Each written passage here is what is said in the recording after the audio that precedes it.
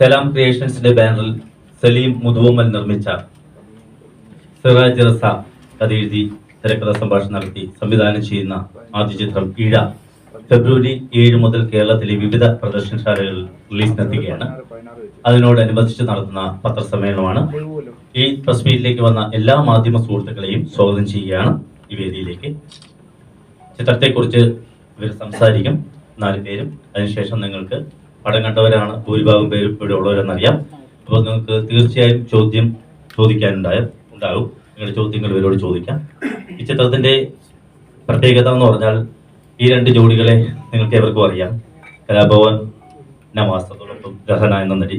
രഹനയുടെ താലോലം കുറേ ചിത്രങ്ങൾ വർഷങ്ങൾക്ക് മുമ്പ് റിലീസായി വെള്ളിത്തിരയിൽ നല്ല അഭിനയപാഠവും കാഴ്ചവെച്ച നടിയായിരുന്നു. ഇടവേളയ്ക്ക് ശേഷം അവർ അഭിനയിക്കുന്ന ചിത്രമാണ്.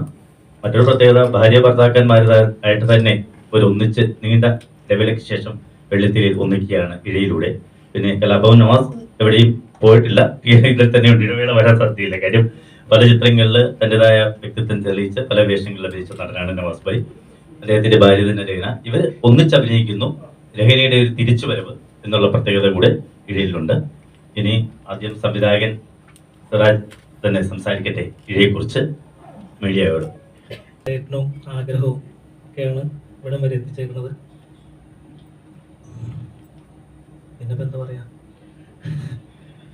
അപ്പോൾ നിങ്ങളെല്ലാവരും ഈ ഒരു സിനിമയെ നിങ്ങൾ ഇപ്പോൾ ഈ മീഡിയയിൽ കൂടി കാണുന്ന അല്ലെങ്കിൽ എൻ്റെ ശബ്ദം കേൾക്കുന്ന എല്ലാവരും ഈ സിനിമ വന്ന് തിയേറ്ററിൽ വന്ന് നിങ്ങൾ കാണണം.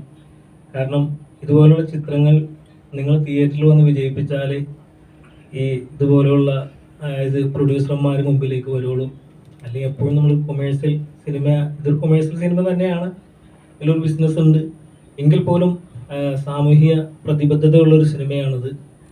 അല്ലെങ്കിൽ ചർച്ച ചെയ്യപ്പെടേണ്ട ഒരു വിഷയമാണ്. നമ്മൾ ഇത്തരം കാര്യങ്ങൾ പലപ്പോഴും പറയാതെ പോകുന്നവരുണ്ട്. പക്ഷെ അത് പറയാൻ ഞാൻ കുറച്ച് ചങ്കൂറ്റം കാണിച്ചു. അതിൽ എന്തൊക്കെയാണ് നേരിടേണ്ടതെന്ന് എനിക്കറിയില്ല.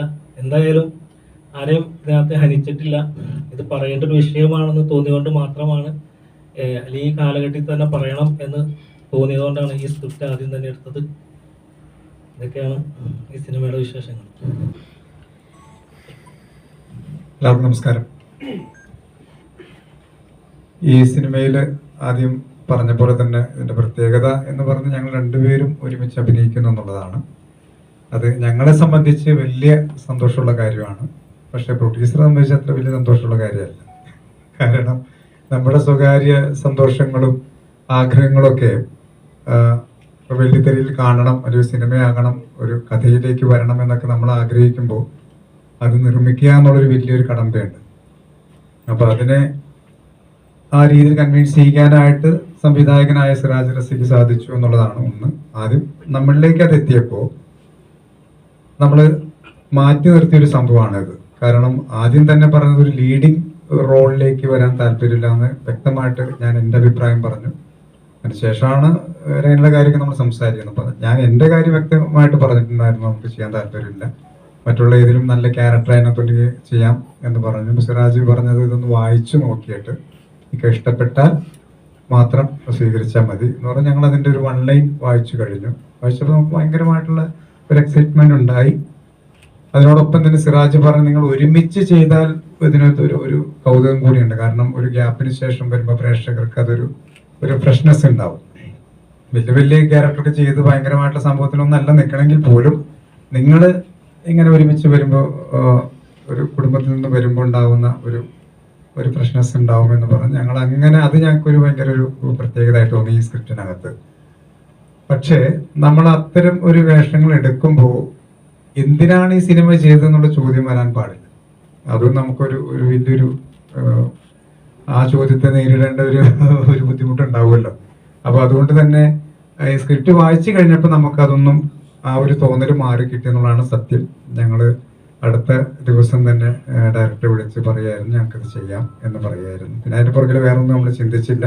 പക്ഷെ വളരെ ബുദ്ധിമുട്ടി. കാരണം അവരൊരു ചാർട്ട് ചെയ്തെങ്കിൽ പോലും ഒരുപാട് കടമ്പ കിടന്നിട്ടാണ് ഈ സിനിമ ഇതിലേക്ക് എത്തുന്നത്.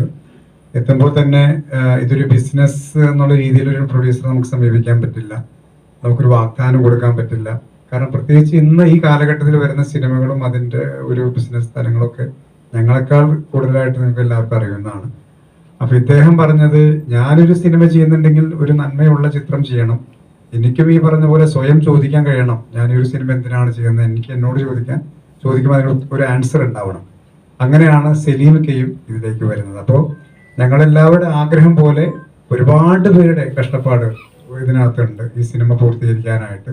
അങ്ങനെ വന്നൊരു കൊച്ചു സിനിമയാണ്. തീർച്ചയായിട്ടും ഒരു പ്രിവ്യൂ കഴിഞ്ഞപ്പോൾ കണ്ണ് നിറഞ്ഞുകൊണ്ട് ഒരുപാട് എൻ്റെ സുഹൃത്തുക്കള്, മാധ്യമപ്രവർത്തകരായിട്ടുള്ള ആളുകൾ ഒക്കെ ചേർത്ത് പിടിച്ച് വളരെ സ്നേഹത്തോടെ പറഞ്ഞപ്പോൾ ഞങ്ങളുടെ ആ ഒരു ആഗ്രഹം പൂർത്തീകരിച്ചു, അല്ലെങ്കിൽ സഫലീകരിക്കാൻ കഴിഞ്ഞു എന്നുള്ളൊരു വലിയ സന്തോഷവും ആത്മവിശ്വാസവും ഒക്കെ, സ്വകാര്യമായിട്ടുള്ളൊരു അഹങ്കാരമൊക്കെ ഞങ്ങൾക്കുണ്ട്.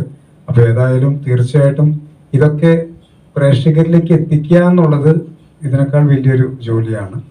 അത് ഞങ്ങൾ വിചാരിച്ച ഒരിക്കലും നടക്കുന്ന കാര്യമല്ല, നിങ്ങൾ തന്നെ വിചാരിക്കണം. അപ്പോൾ നിങ്ങൾക്ക് എന്താണ് ഇതിൽ നിന്ന് ഉൾക്കൊള്ളാൻ കഴിഞ്ഞത്, അല്ലെങ്കിൽ ഞങ്ങൾ ആഗ്രഹിക്കുന്ന പോലെ, ഞങ്ങൾ കാണുന്ന പോലെ ആ കാഴ്ചപ്പാട് നിങ്ങൾക്കുണ്ടെങ്കിൽ തീർച്ചയായിട്ടും ആത്മാർത്ഥമായി ഞങ്ങളെ സപ്പോർട്ട് ചെയ്യുക. ഇതിനു വേണ്ട എല്ലാ പ്രോത്സാഹനം തരണം. Thank you.